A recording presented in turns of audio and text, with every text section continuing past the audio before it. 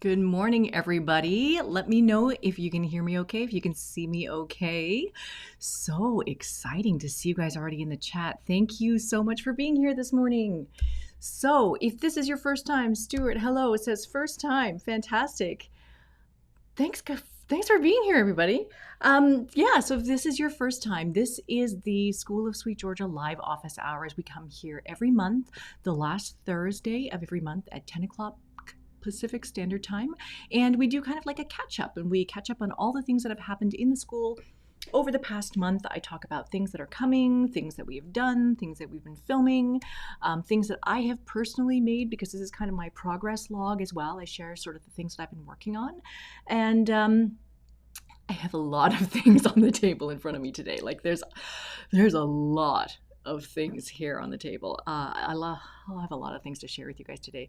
So let's get into it. Now, if you do need to leave before this is all done, it's not a problem. This is all archived for the School of Sweet Georgia members, so you can come back and you can watch this anytime. What this is we do this as a live stream just for School of Sweet Georgia members. And then afterwards, after like a couple of days, a week or so, then we'll publish this on YouTube. It'll go up afterwards. But if you've ever wanted to leave questions in the chat or participate in the chat, have your questions answered on here, then absolutely you want to be in the chat during the live stream to do all of this. So yeah, as we go through this, if you have questions along the way, please feel free to pop your questions in the chat, and I will try to keep an eye on all of that and saying hi to everybody who's in here. Fantastic. So cool to see you guys. So with that said, let's go to what we're going to talk about today. So hopefully you guys can see that. My lovely photograph here of the marigolds that we just shot very recently with Caitlin. I'm going to talk to you guys about that as well. But this is what we're going to do today. We're going to talk about some of the new content, community events always. I'm going to share with you guys a little bit about the spinning study group that's going to be happening in September.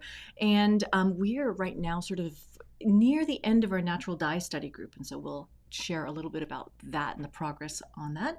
I have some questions that you guys have submitted through our little form that we do to capture questions ahead of time. And I have my progress log of things that I've been working on. Really excited to show those things to you guys. And also the show and share, which is sharing some of the things that you guys have posted in the discussion forums. Fantastic. Vicky is saying hi. I said I can't stay long, but I finally made it. Fantastic. Hi, Vicky, and hi, Robin. Vicky and Robin, if you don't know, those are our moderators in the School of Sweet Georgia community forum. So you guys will see Vicky and Robin in the chat here today, and also online in the community as well. Fantastic.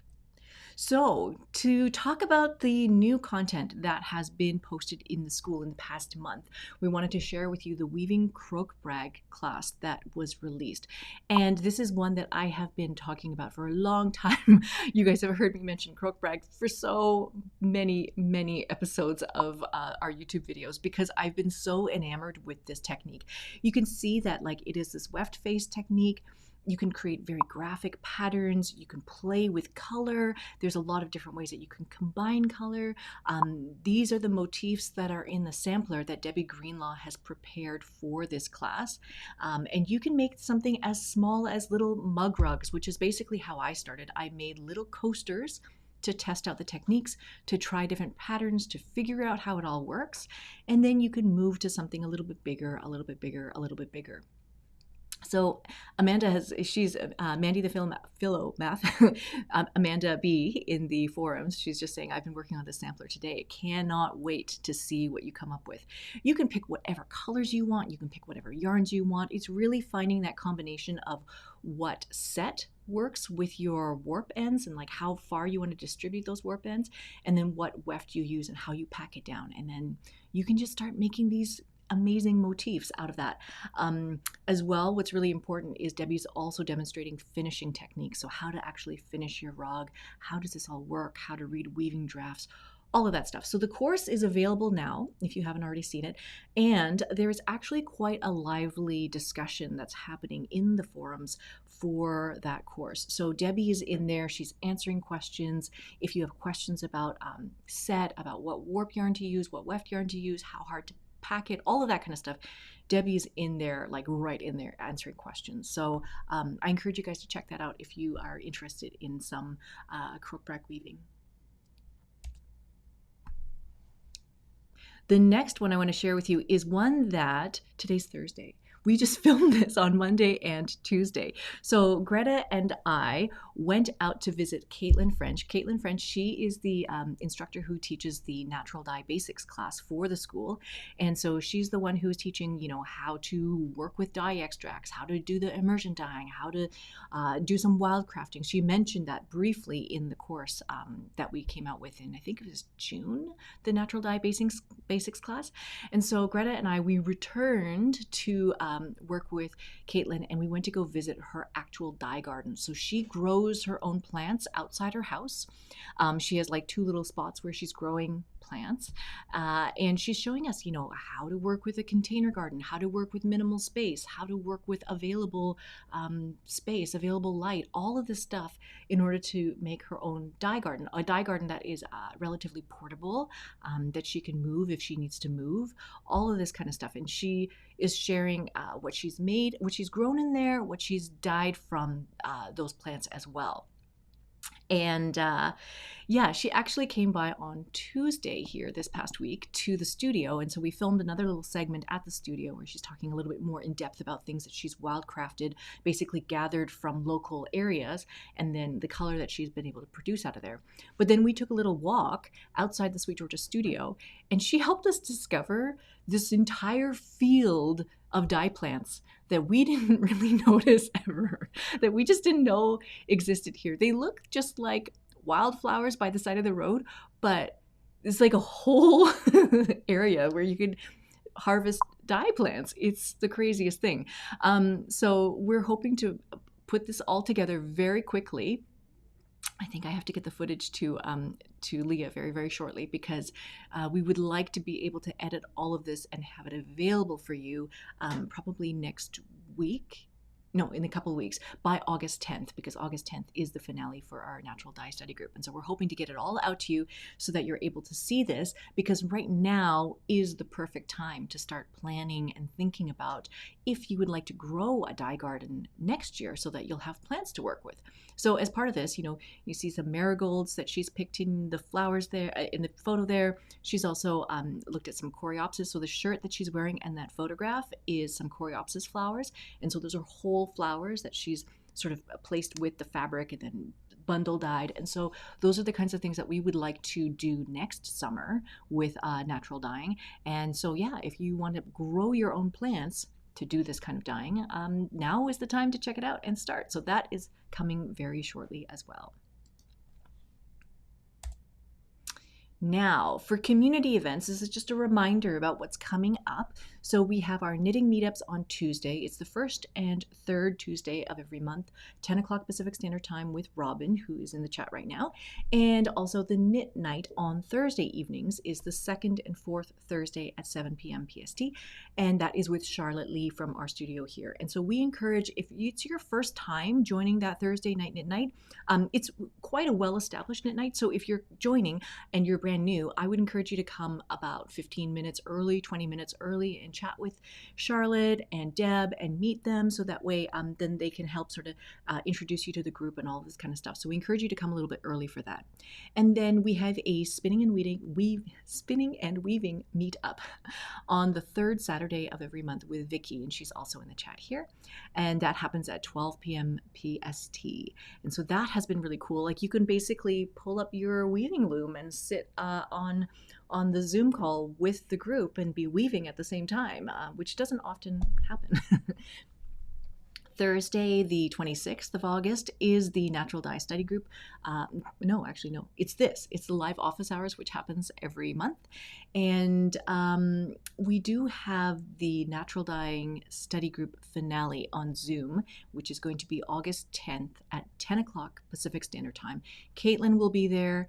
I will be there, and I encourage you, anybody who has been participating in the Natural Dye Study Group, please do sign up. There's a link in the calendar, and then there's a link in the actual course page of the study group. Just click on that link to register for the meeting, because we want to be able to save spots and know how many people are coming. But if you're coming for that Natural Dye Study Group finale, I encourage you to bring what you have made, and we're going to do a little show and tell, and everybody can we'll go around the room, and if you can just talk a little bit about what you worked on, what your focus was, what you dyed, what you loved, what you didn't like, all of that kind of stuff. I really want to see what everybody's been making. I know people are keeping very detailed notes in the forums, which is fantastic, but it would be nice to just see each other and chat back and forth and give each other some feedback. So I think that'll be really, really fun. And then, just as a quick heads up, we have the spinning study group, which we are going to start in September. And I'm going to talk about that some more in a second. So, spinning study group. Now that we are kind of coming to the close of our natural dye study group, we're wanting to do these things in seasons. So fall, which kind of is just around the corner now, fall is going to be all about spinning. So typically we do Socktober in October, which might involve spinning sock yarn. Fall is when sweater season starts. So there's a lot of stuff to do with, making the yarn that we will probably want to knit with later on. So with the spinning study group, the idea that we're going to try to focus on is the idea of improving our skills and looking at every single thing that might make a difference in terms of making better yarn. I know for me, I've been on a quest to make a softer, loftier yarn that's not so cord, wiry, not so wiry yarn. And so we have worked with Kim McKenna. She's an instructor that's going to be having her course released in September. And these samples that you see in the photograph here, these are samples that Kim McKenna spun that are absolutely amazing. This is the craziest thing, but basically these 4 samples they illustrate what happens when you take a fiber and you soak it before actually spinning it. So the first sample at the very top is when you just take the combed top straight from the bump or from the package or whatever, just straight, and just spin it and ply it. So that is BFL and silk. This is the fiber that we dye, but this is the undyed version. And so that top one is just straight from the bump, just spinning it and then 2-plying it. The second line down, that is fiber where she's pulled it off of the bump, and it's just that combed top, beautiful combed BFL silk top. And then she soaked it in some water.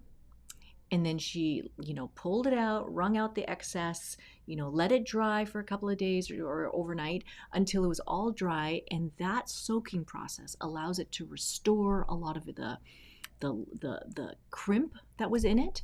And you can immediately see from the difference from the top one to the second one that the second one is already loftier and bouncier and poofier and just so many things about it. And then the bottom 2 samples are F BFL silk, which means finished. So that's basically the first skein from the top, and then she just washed it to wet finish it. And the bottom one is SF, which is soaked and then finished.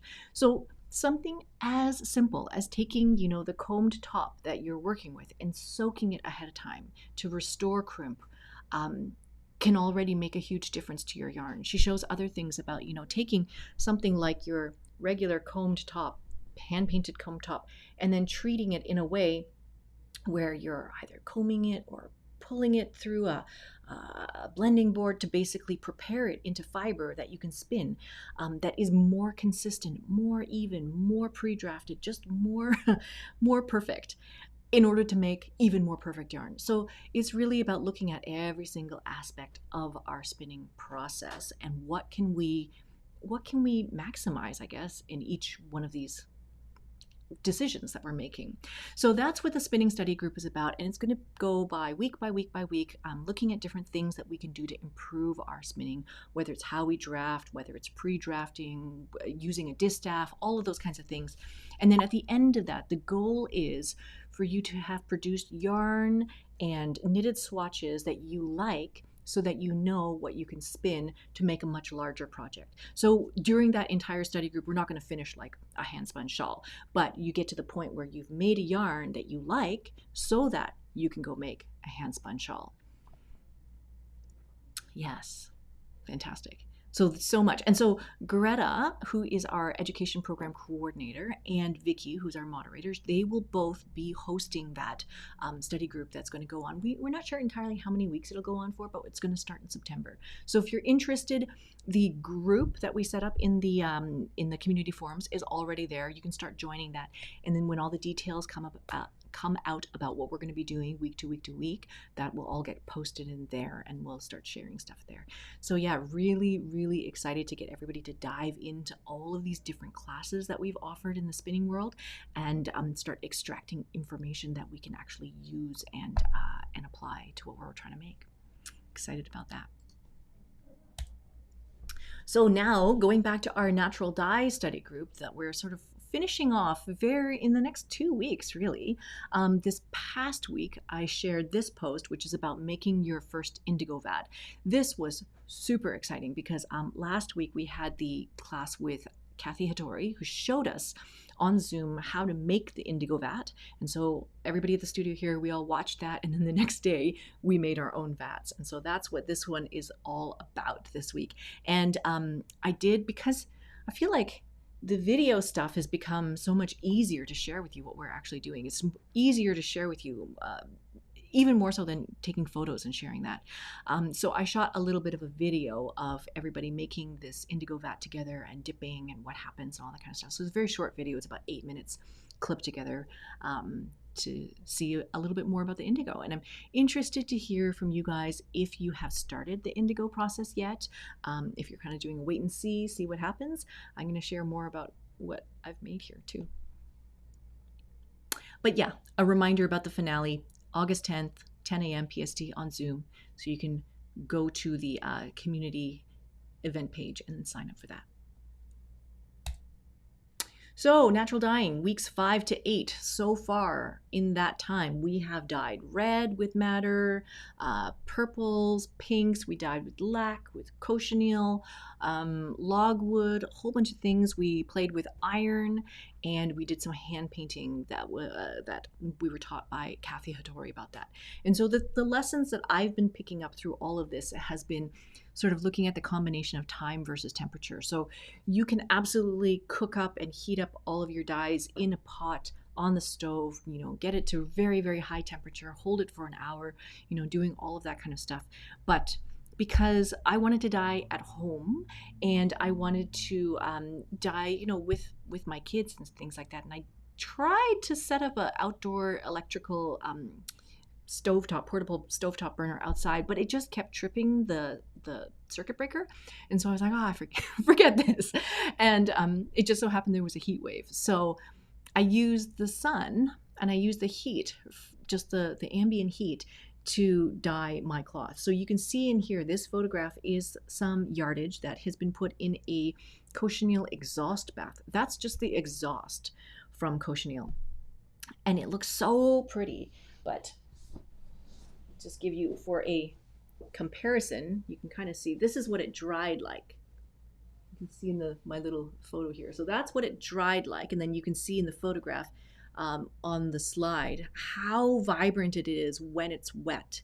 But when these colors dry, they dry significantly lighter. They say like 2 shades lighter is how they dry. So dyeing in the summer sun, fantastic. The other thing that we've learned is that pH makes a huge difference. So Anita has been doing a number of tests where she says her new favorite toy is the pH strips. And so she's been testing the pH of the dye baths that she's been working on. She's been doing some, adding soda ash to make things more alkaline, or adding citric acid to make things more acid. And she's shifted colors and played with all sorts of different things. I feel like with these natural dyes, you could choose any one of them and just spend years, if not decades, if not a lifetime, just working with one kind of dye and making it do all sorts of different things, making it a little bit more orange or a little bit more purple. Like all of these things are possible just by changing the water, like adding a little bit more Sometimes you put calcium carbonate in the water, like we dropped Tums in the water to make the madder more red, just all sorts of things like that to explore. The other thing that I picked up from Kathy, which I thought was really helpful, is this idea of minimizing water usage by using low water immersion techniques. So you don't need a pot full of water in order to do a lot of this hand painting stuff. You can still hand paint and then put it in a tray and then either steam the tray or do all sorts of things that just minimize water use. Because I find that natural dyeing tends to use a little bit more water because we're using water for scouring, we're using water for mordanting, and then that dyeing process, and then the rinsing. And sometimes the rinsing takes a bit of time. So trying to minimize water or reusing water whenever we can is something that we're trying to do. And then finally, over dyeing with iron. So saddening with iron was something that I was surprised by and I quite liked. So I'm going to share with you, I'm going to do a little top down and share with you what I did dye. So you can see here, yeah, Amanda is saying also using paper instead of plastic for steaming and low water immersion. Yeah, it was a great idea. So here I have some of my swatches. So these are all our Tough Love sock. It's a superwash merino and nylon blend sock yarn. And so this is the 3 colors that I initially dyed. So this is weld. So all of these are all weld, Kamala, and walnut. So I've dyed these 3 colors as one full skein of Tough Love. And then that one skein I had made into mini skeins. So basically taking that one skein and then dividing it into 4. So you can see here, these are all the weld. Yeah, these ones are all weld. And then these ones are all the Kamala, okay? And then 1, 2, 3, 4. These ones are all walnut, like so, okay? So this was the original set, weld, Kamala, walnut, and then I over dyed them in lac. And so the lac kind of took over. There's very minimal difference between all of these colors here. You can still see a little bit. Walnut is significantly darker, but these two, yeah, they're quite similar, but this is over dyed in lac. These ones were over dyed in iron. And so I think we had talked about this in the discussion forum about how, sometimes putting it in an iron bath for 1 minute versus 2 minutes versus 3 minutes could make a difference. I found that the change didn't happen right away. It wasn't so immediate for me. And so I had to kind of like wait. I added more iron. I didn't want it to be too dark. So I was like putting in very little iron to begin with. And then I had to add a little bit more, until finally it ended up being 2% weight of fiber for iron, and ended up cooking it for about 15-20 minutes. And so that's what I got. And then this set here, this is the set that's over dyed in indigo. So I feel like looking at these 3 colors, these are very diverse colors. They're like going in all kind of different directions. I don't feel like they're very cohesive as they are. But just putting all 3 of them together in the iron bath just kind of like brought it together into like, I would use this palette to make something. That's lovely. And then this one too, like they all seem to go together because they've been covered with the same element. They've been covered with the same color, basically. So that's something that we've been playing with. So that is that for the Tough Love sock. There's also a couple of other skeins here. These are all the full-size skeins that I dyed. So the Tough Love does take color much more vibrantly. It's very, very saturated. So this one is the madder. This one was lac, and this one is cochineal. So you can see cochineal and lac were very, very similar. And this one was the logwood, very purple, on the lighter side of purple. And then here we have the same kind of colors, but in BFL and silk. So the BFL and silk, this yarn here is not superwash, and so you can see how the colors are already significantly lighter. And then I did a thing where I over dyed in indigo and got these colors. I'm not sure that I really like these colors, but that's what happened with those skeins. And then here I have some more skeins that were also over dyed. Let's move these out of the way.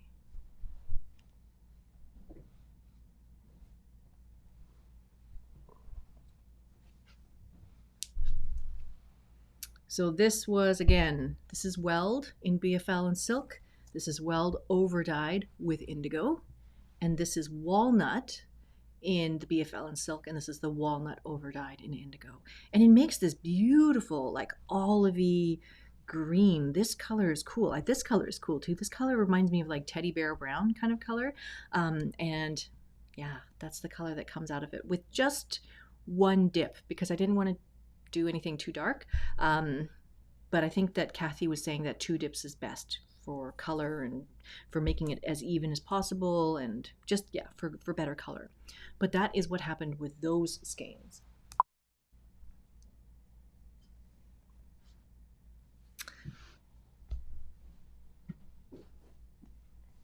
So I also wanted to share with you guys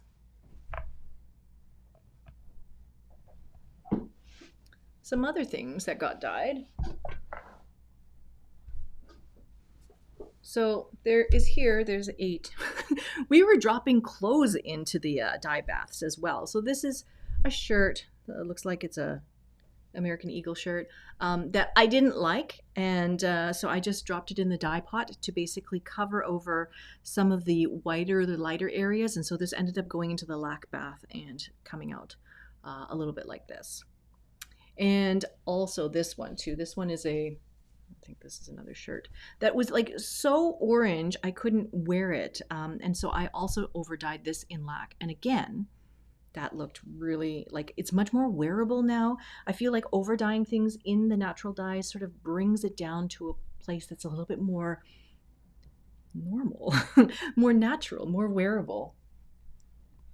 These ones I do want to show you. I have photos of these as well, but you can see that this is what the sock blanks turned out like. So I did some hand painting with that low water immersion process, and this is what the sock blanks ended up looking like. So you can see this one is a sock blank with 2 strands of fingering, and this is a sock blank with 2 strands of 2-ply lace weight. So they're a little bit different. This one seems to be a little bit more muted. This one is a little bit more high contrast, but they were both in the same tray at the same time. This is the spots where I basically sprinkled on logwood powder extract, just as is. And that's kind of how it turned out. So this is fustic, cochineal, and logwood. But I'm going to show you on the slides what the photo looked like beforehand.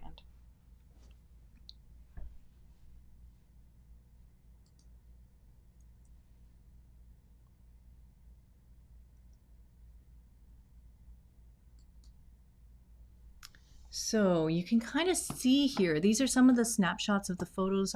Yeah, things that have been going on at the studio. So you can see this is the hand painted sock planks before, just as they're going into the oven for heating up and for heat setting. This is what they look like. This is how bright and how vibrant, and the cochineal looks red there. And then when they finished cooking, they change color completely. So again, this is one of those things where it's like what you see is not what you get. These are the photos of over dyeing with the 2% iron. This is our indigo vat that we made just a couple of days ago, probably last week, and how coppery it looked.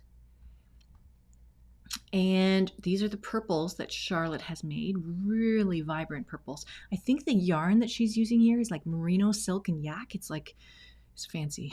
It's super nice.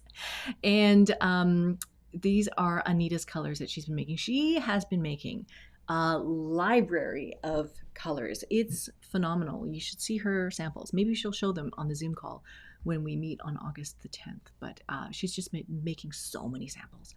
And this is just like quick photo. Nina, my daughter, she's 5. She's been helping me with some of the dyeing outside and things like that. And so this I always thought was really interesting because this makes logwood purple. Like the purple that's down here comes from this color dye. It's just, you can't even predict that those things are going to happen. So we were doing the indigo vats last week, and we also used them again yesterday to do some more dipping. We did some folding and dipping because that's what we're going to write about for next week's study group session. So these are the kinds of things that we've learned from the indigo dyeing process so far. And so that is that the indigo vat should ideally cool down and age even for like a few days before you start to use it. So when we first mixed it, all of this stuff is happening. You can see the metallic sheen on the top of the vat. Very, very exciting, but it's super hot. And I think we started at about 9:30, and no, we probably started closer to 10 mixing it, and then I had to leave, and so I wasn't able to wait for the vat to cool down. So I had to dip in order to get my colors in order so that I could write about it. And so I was dipping into this pot that was super, super hot, like uncomfortably hot. So I don't encourage you to do that. I really encourage you to let your vat cool down for a couple of hours before you try to dip into it, and ideally for a couple days. And in order to sort of revive a vat or wake up the vat that's cold or cool, what we did was we put it in a bucket. So we basically took this white bucket and then set it in a larger Tupperware bucket, and then added hot water all around that bucket. So kind of making your own little giant bain-marie for the indigo vat. And so that's what we were using the second time we went to doing the dipping. The other thing I learned about indigo from Kathy was that you should under dye with indigo as opposed to over dyeing with indigo.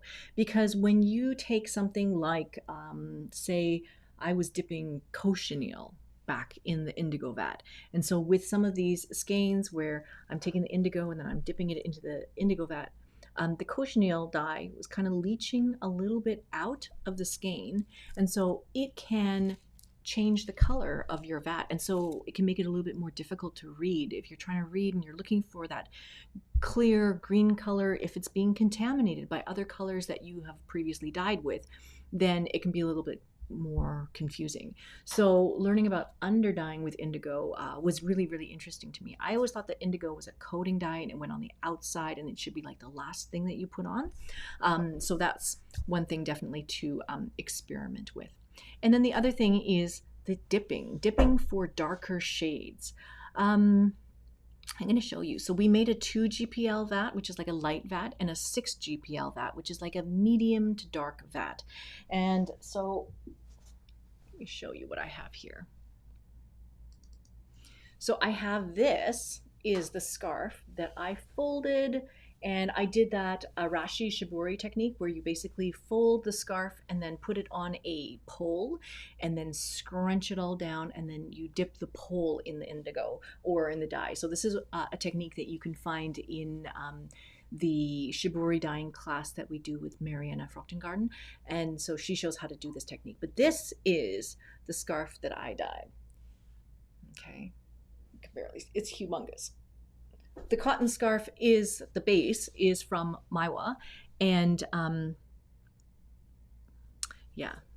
this cotton base is from Maiwa. It's really, really lovely, but I basically dipped this one already 5 times in the dark vat, and it still came out pretty light. So like these sections still seem pretty light. I wish that I had done it many, many, many, many more times in order to make it much darker. You hear that you have to dip it 10 to 15 times. You could dip it even more times for silk, and I was just like, no, I don't think I need to do that. But now I think, oh yeah, you definitely need to do that. So I have photos of me dipping this, and after 5 times, the cloth looks so dark. It looks deceivingly dark, but then it dries so much lighter. So if you're going to be doing this, I saved another scarf, so I have one more scarf to work with. But yeah, there's obviously some sections that are much lighter because they're inside, they've been folded inside, and then some that are more exposed to the indigo, and so those will get more dye on them. But a lot of this is white. It's whiter than I thought it was going to be, and I have another scarf and I can give this another try, but to dip it many, many, many more times to get darker shades. That's something you want to do. And then the other thing that we learned about indigo is that you can maintain these vats for like months at a time. So you could have it for 6 months. And I think that Kathy tried to revive one that was up to a year, and that didn't really work out. But you could keep it for several months and just warm it up every time you need to use it. And so it's something that's actually quite easy to just have in the corner and then use it when you need it. Really excited about this. There's a whole other world of like woven shibori where you can weave and then weave in these floats, which you then pull, and that allows the fabric to scrunch up, and then you dye that. That's a whole other world of things that we can eventually do. Yeah, we can eventually do all of that. That's going to be super exciting. Vicky's asking, could you do it again with the same scarf? I wouldn't be able to get the folds in the exact same places. So I could over dye the entire scarf, but then all the white places would be light blue, and then all the darker blue places would be a little bit darker blue. So it would work. It would be like a coating with another layer. And you'll see people do that for sure.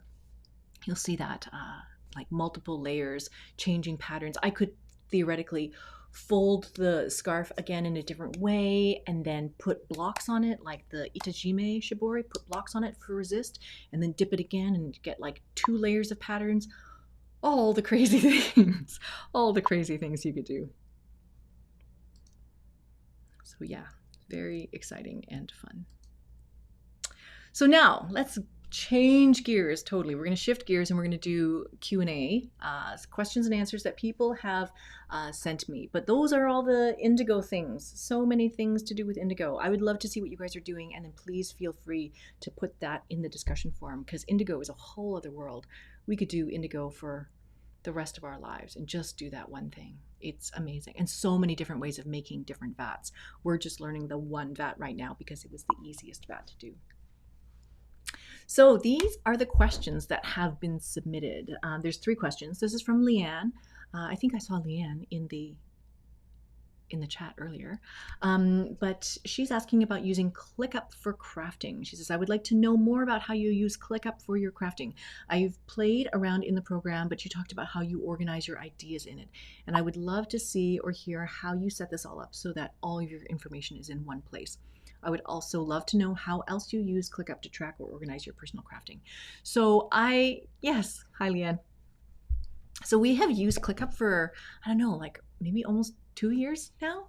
We switched our whole team to it because it was something where we could work on projects collaboratively. So, we could see what each other are doing and assign tasks to each other. It's what we use for work. And so since it was available to me because of work, I started to put all of my thoughts in it. So everything that I need to do, all of my to-do items, I generally will brain dump it all onto paper, and then I transfer it to ClickUp as tasks. This is a productivity software. If you haven't checked it out before, it's awesome.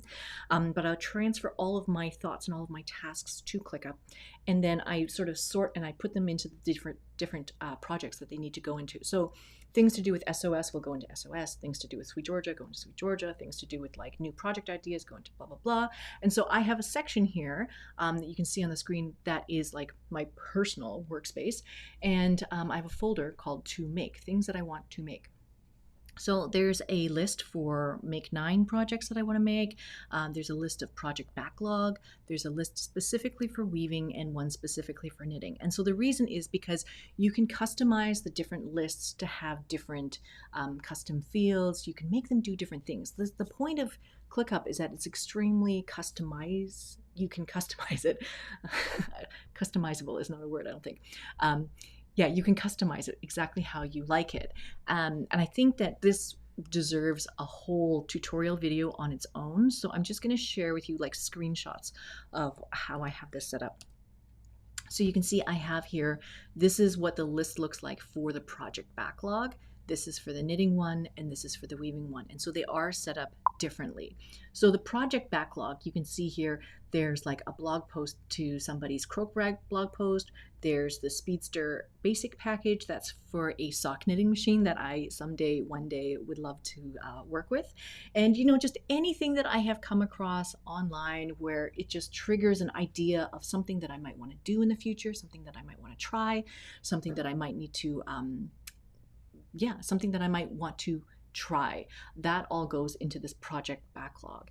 And so out of there, I will occasionally review it, maybe like once a month or once a quarter, and check through there and see, is this still something that I'm interested in doing? Is this still something that I want to try to make? And I can delete things or move things to like something I'm actually going to work on. The knitting ideas are all sort of captured in here. So all of the ideas of things that I want to make are down here. And then what I'm going to be working on next, I sort of have like queued up and ready to go. So maybe that requires me to get the pattern, or maybe that requires me to find the yarn and pull it all together and do all that. And then in progress is what's actually on the needles at the time. So right now I'm still knitting the sleeves of my soundtrack sweater, which was supposed to be a 4-day knit along from like 2 years ago. So I'm still working on that. These are sort of the things that are still on the needles right now. And it gives me a sense of what's realistic, what I can actually get done. So that's all there.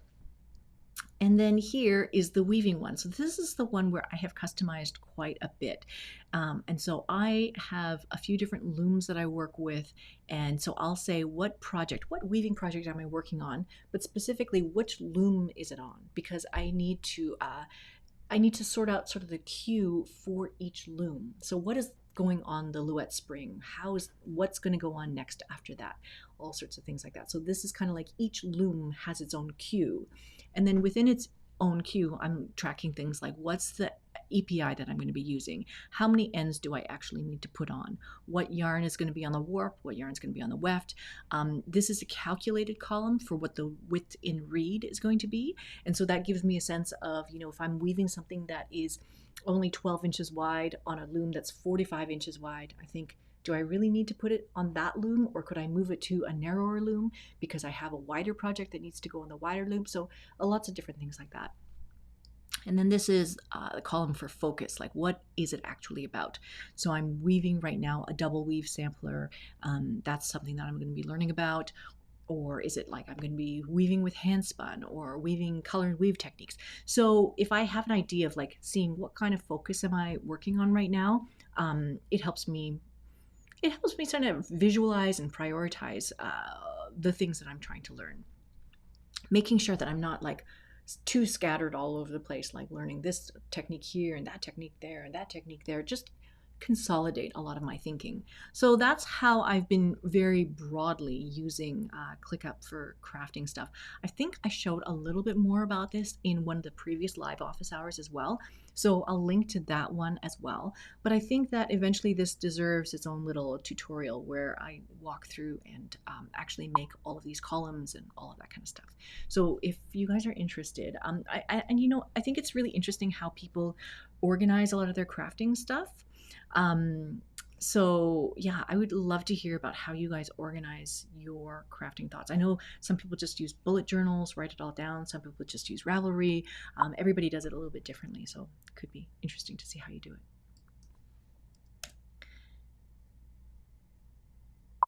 The second question was from Lauren, who I think was also in the chat today, and she was asking about weaving with kids. So she says, in the Multicraftual Maker course, you showed a picture of one of your children using a loom.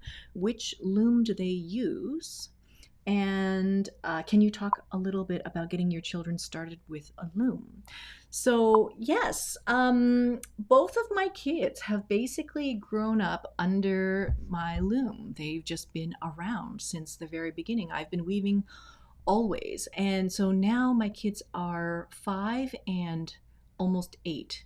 And so you can see I basically started them from the very, very beginning. Well, actually, they just sat next to me on the loom while I wove. And so they would try to, do the beater. They would try to do all of that kind of stuff. And yeah, they just sat with me always so that they kind of have an idea of how this all works. But when I actually sat down with them and started to get them to try weaving, I started them with a frame loom. So this is one of those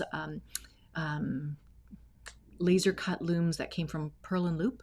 So this one wasn't even a wood one. I think she made it out of press board. And so I let the kids play with this one. And then they just learned to go how to warp the loom and then how to go over and under with a needle. And then once they kind of got that, then I started to also introduce them to the idea of working with like a rigid heddle loom. So this is a rigid heddle loom that, yeah, I think this is an Ashford sample it. Really, really easy. And they understand how to find a shed, how to change the heddles. This loom down here, this one might have been in the photo for the multi-craft jewel weaving, but this is a Fisher Price loom. This is a toy loom that I got when I was a kid. And I think that you can get them only on eBay now. They're like vintage toys. Vintage toys, yeah. But this thing is basically a rigid heddle loom. And so, you know, Nina has always sort of sat with me at the loom. I've allowed her to throw the shuttle. She knows how to beat. She knows what a shed is. I taught them all those words, that vocabulary around it, just using the right words for the right things. And she's got to the point where she can handle a stick shuttle. I taught her how to wind a shuttle. Just a lot of patience, I think, is involved, because a lot of times they will throw the shuttle and then beat and then go back to the same side to put the yarn in again. So then you're getting an extra loop. So having to unweave things and then teach them how to go back and forth and back and forth. I teach them to look at the selvages and then to make that little, I say to like tuck the corner, so they check that the corner of the yarn is there, so that there's not this big loop of yarn hanging out, but that the corner is tucked. And then I teach them to make the mountains. So then they put the yarn into the shed and then they make a little mountain, kind of like how Jana has taught in the tapestry class as well. So to make sure that they're getting enough weft yarn, because you can see in this one that Nina's woven, obviously the selvages have pulled in significantly, and I think it's just learning about how to manage all of that tension. But this is the first thing that she wove. She cut it off, we sewed it, and we made it into a little bag, and so she's quite proud of that. She's working on another one right now. But it's very, very sporadic. Like, I wouldn't want you to think that these kids know how to weave and can make things like on their own. They are weaving, and sometimes it's literally 2 picks a day, and then they're like, okay, I'm done. Sometimes it's 1 inch, sometimes it's 2 picks. It all depends on their interest. And then this loom up here in the corner, this is a tapestry loom from Shack, the Eris loom. And Nina's learned to change the shed on that one as well. And, you know, they like the little beater, the tapestry beater, and they go tap, tap, tap. Just everything, just allowing them to touch everything, allowing them to try to feel everything. They have this understanding of over and under, and then again, helping them learn how to change sheds and things like that. Yeah, it's crazy. It's crazy watching them do all this stuff. It's so fun. So fun.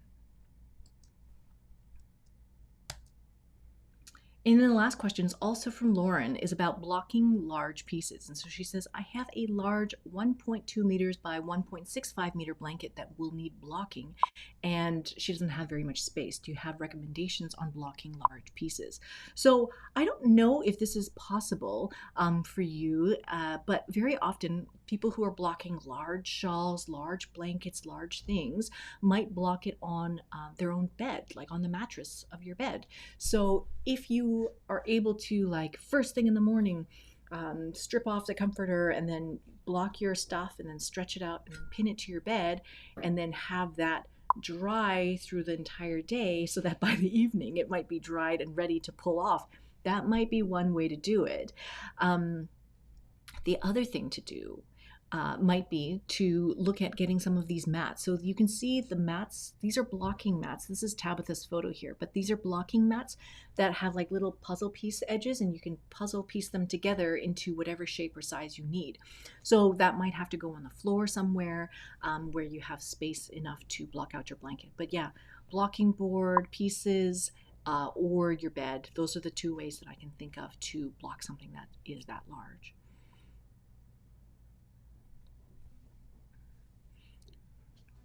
Yeah, fantastic. So yeah, Rachel is saying that her son is 9 and can follow patterns between shafts and what to thread. And he's threading the loom for her. You got a little assistant there.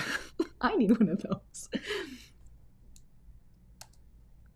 So this is a little bit of a snippet of my progress log now. So I am finally doing the make 9 and making my shift cowl finally.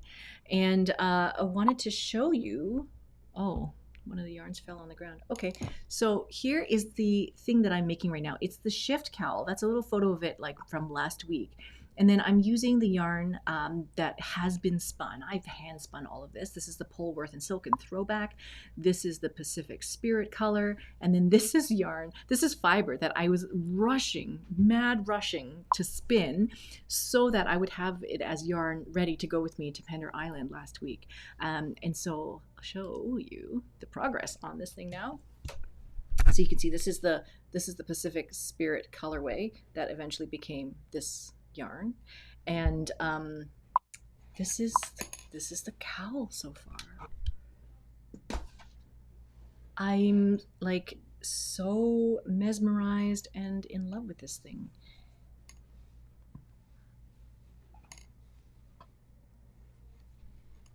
It is crazy. Like, I have been wanting to make this for a long time now, but I just was waiting to get the right colors and the right yarns, and I really wanted to make it all out of my hand spun. And so I had to find hand spun that was in the colors that I feel like would provide enough contrast in order to get the effect that I wanted. But I'm loving this for the orange. The yarn that just fell off the table is this color. It's a teal color. So I really do love a teal and orange combination here. So that's what's happening in this section here.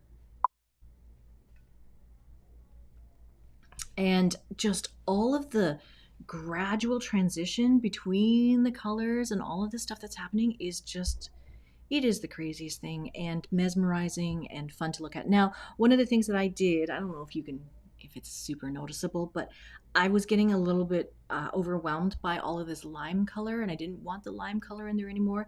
So I kind of broke off a chunk of yarn. I just took it away, and I said I didn't really want to use it, but hoping that the transition between the lime color and the slightly greenish color is not super noticeable. I don't think anybody noticed that. But I'm just kind of like going through the yarn, and if I get to a section where I don't really want to use the color, I pull it out and I just keep going. But it's neat to see how the colors stack on these things. I know that this is like an older project that many people have already made, but I really wanted to find the right combination of colors before I went ahead and made it. And so it will get seamed at the back here. So this is actually all back, and then the front will probably be this part. This part will get shown in the front. So yeah, I'm eager to see how this all will come together in the end. And I think that this is what I'm going to take with me camping next week. I'm going to hopefully have this all done before the end of my camping trip. The other thing that I wanted to share with you guys is the 12 blanket project. So you can see real quick here, there's a photo of the finished hem of the blanket that came off the loom, and I'm still in process of weaving the second two, and so they're going to be gradient sock blank and maybe the mallow. I don't know. I actually wove here very quickly some samples. So this is the twill gamp that I wove again. This is the third one I've woven, and I wove this one because this is the one that I'm going to write up for the class because it is narrower. This is, I think it's like 15 inches.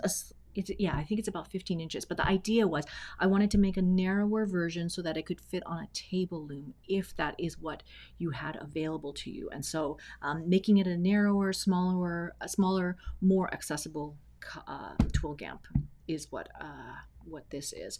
And then with the end, I took the leftover yardage and then I just wove in a bunch of different yarn to test so that I know what I'm going to make for the second two blankets. And so this is actually the mallow. This is mallow as well. This is the Gist yarn in mallow, and it's a textured cotton yarn, a little bit bubbly.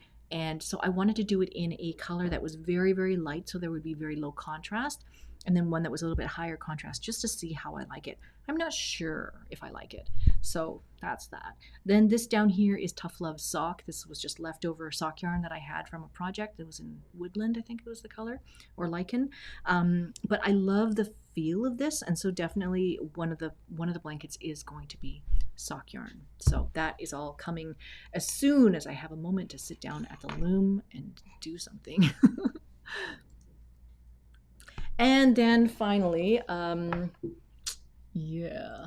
So when I was in Pender Island, I did not know that there were sort of I did not know that there were going to be sheep farms on Pender Island. But as soon as I drove off of the ferry, there was a sign that said rare sheep breeds. And I was like, oh, okay.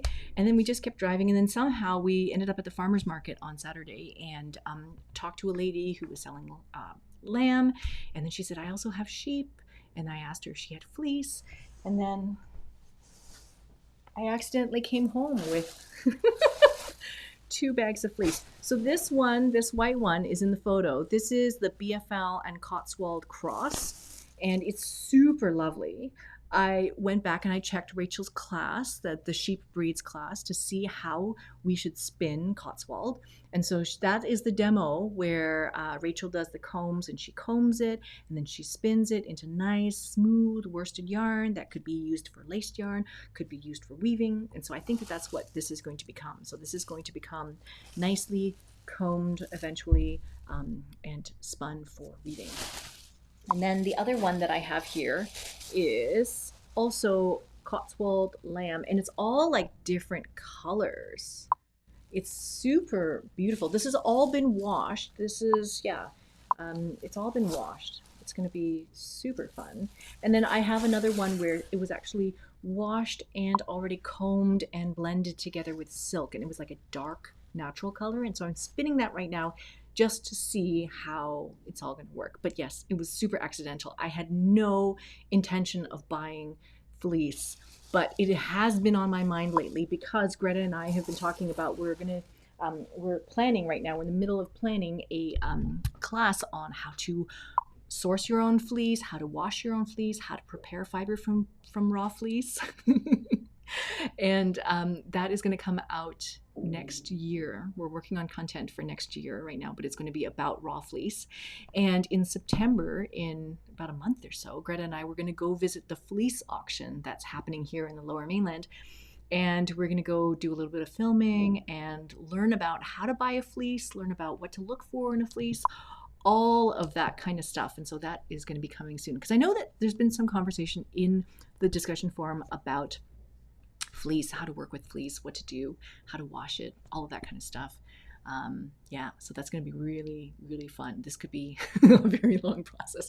This might have to be the spinning study group for next fall, is like working from fleece. Maybe that's an idea. And then I want to direct you guys to the forums again, because there are a number of very good threads that you might be interested in following. So Nancy C, she has a thread that I think is called Inspiration Under My Feet. Inspiration Beneath My Feet. But it is all about her natural dyeing so far. And she's been using some of the recipes from Botanical Colors, from the workbooks, but she has also been sort of modifying and creating her own and documenting all of that. So I encourage you to check that out. Vicky's learning plan. She made a very ambitious learning plan at the beginning of the year, and then she just recently did a mid-year check-in to kind of talk about how it's going. And so I think that this is a good reminder for all of us to, like, it's the summertime. It's a good time to pause, stop, check in before September, before fall, and just figure out, am I on track to do the things that I had wanted to do, or have things changed? Things always change, so that's totally fine. Another one is Laura Fry. She's started a thread about books, and about books that are related to textiles. I think somebody in the chat had just mentioned also a book that they were reading. But yeah, posting a lot about textile books or color books that they have discovered and reading right now. This one is about dyeing pinks and purples. This is from the Natural Dye Study Group. And there's lots and lots of photos of beautiful yarns and beautiful samples, and links to everybody's specific notes about that. There's one here, Melody H is doing a loom restoration, which I think is like a whole other field, which very, very interesting. But the idea of basically taking a loom that she has that was covered in gunk, and she's stripped it down, cleaned it, refinished the wood, and she has before and after photos. It's gorgeous. It's amazing, like what was underneath all of that, all of the stuff that was covering that loom. Yeah, it's definitely something. These looms are functional, beautiful things that can be kept for a long, long time if we just really treat them well and take care of them.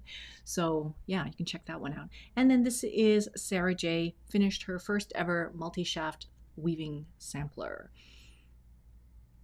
And so the next thing she's going to work on is the Hearthstone shawl. So that's coming next. So, speaking of the Hearthstone shawl, I wanted to share with you guys what Amanda B has been working on. So, she worked on this scarf with yarn that she got from SweetGeorgia. It was the BFL and Silk Fine, which I've been meaning to weave with as well, but I love seeing this all worked up. She used two colors here, the ginger and cayenne in the warp, and then she used her own hand spun for weft. So it was lace weight singles in bottle green, she said. So it has, again, that teal and orange mix. And you can see it has almost like an iridescent effect. Sometimes it looks a little bit more orange, and some ways it looks a little bit more teal. Love that when that happens. And so she's combined these yarns together with sort of like that idea of using a fingering weight warp and then a lace weight weft. Like we did in the Colorfield scarf project. And then she's using the broken twill pattern that was in the Hearthstone shawl pattern. And then she set her EPI, I don't think it says here, but she set her EPI to 15. Yeah, so that worked out beautifully. You can see her loom in the background. So exciting. So, so lovely.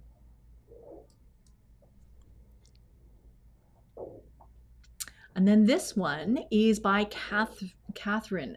This is so, so cool. So if you go back to this thread, you can see that this is the yarn that Catherine spun back in January, I think it is, at the beginning of the year. And so she took the blueberry cobbler, and it was in targi. Targi's like spongy and soft and wonderful. And so she spun enough to make a three-ply fractal yarn, and then she had some 2-ply left over, and so she was saying that she hadn't divided it and she wanted to like figure out how to divide it better in the future, but she started knitting a sock with the yarns, with the 3-ply yarn, and then she started to run out.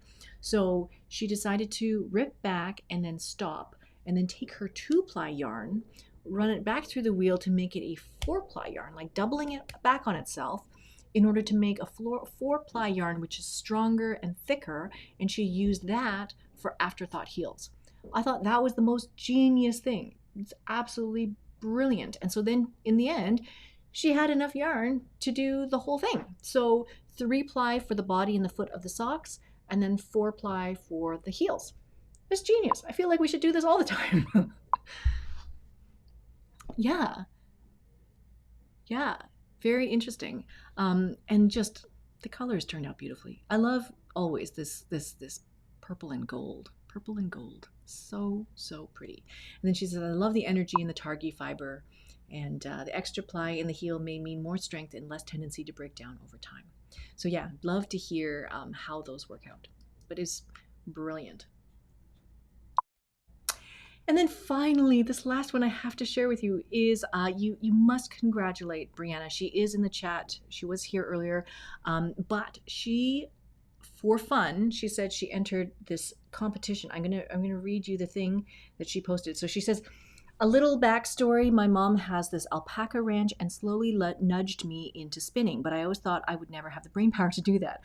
I have always been a knitter and a crocheter, but once I finally tried spinning, the rabbit hole of obsession took hold quite fast. So anyway, back to present time, I have been a member of the SOS since November and binge watched all the content on spinning.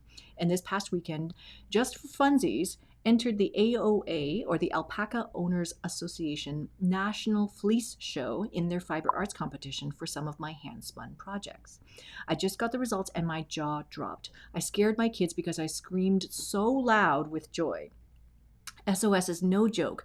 The progress I made in less than a year from watching the content is staggering, and I never thought I would be good enough to place in a national competition. P.S. I only learned how to knit brioche a month ago. It's amazing. Amazing. So, congratulations, Brianna. Oh, she's still here. Yes, congratulations. This is absolutely wonderful. So she's posted, there's actually more photos in the thread of her competition skeins. but I just picked out a few here because I love this. It's just so even, so consistent, so lovely. And then this is obviously the brioche hat that she hand spun and then hand knit. So amazing. And so we just wanted a chance to celebrate that with you and congratulate you and to share this with the community here. Absolutely fantastic. Thank you. Okay. And so this is the last thing, is that this month we are doing a giveaway again for the Color and Fiber Play kit. This is sort of the rainbow fiber kit that you can get, and then you can use that to do any of Diana Twist's content for the Color and Fiber Play course that's available. And so all you have to do is just go to the giveaway, you go to this link, and we'll keep it open until tonight. I think, is today the 29th?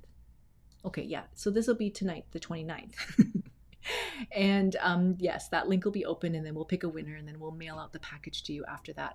But basically, we just want to know, like, what did you find most useful about this session? What would you put in? What will you put into practice? How will this live office hours have changed your life today? Is basically what we would love to know. So that is it for today. The last slide is obviously always my contact information. If you guys need to find me, find us at Sweet Georgia Yarns, School of Sweet Georgia, and then we're on Instagram. Did you know that Bridget also started a TikTok for us? So we started a TikTok channel, which you can find at Sweet Georgia, and Bridget is posting a lot of behind the scenes photos, behind the scenes videos of what we're doing at the studio, all sorts of things like that. So if you're on TikTok, you can feel free to check us out there. She's also making a lot of Instagram reels, so that's happening as well. So yeah, we're doing a lot of things. So that is basically it for today. If you guys have any more questions, you can feel free to post those in the chat today. We're about 5 minutes over. I talked 5 minutes too long. But yeah, it's so wonderful to catch up with everybody, to see you all in the chat today. And Robin, hope you are having a wonderful time at the cabin. That sounds wonderful. Fantastic. Thank you guys so much for being here. I will see you guys next month, or I will see you in the discussion forum before that. All right. Bye, everybody. Have a wonderful day.